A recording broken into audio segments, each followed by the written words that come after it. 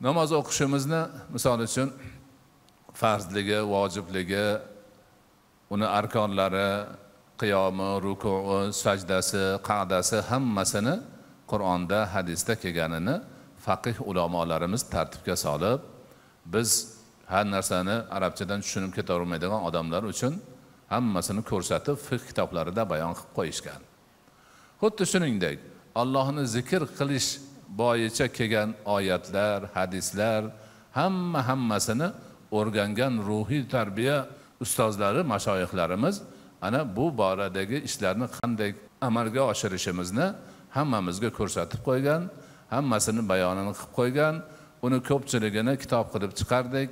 Mana ruhiy tarbiya degan kitobda, tasavvuf haqida tasavvur degan kitobda, hadis va hayotni bir qancha demak juzlarida shu gap bor.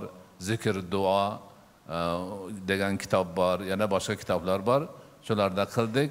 Yana yaqinda inshaalloh 5 juzlik, har juzi men agar esimdan chiqmasa 400 betdan hislatli hikmatlar sharhi degan katta tasavvuf bo'yicha kitob chiqyapti. Unda ham bor.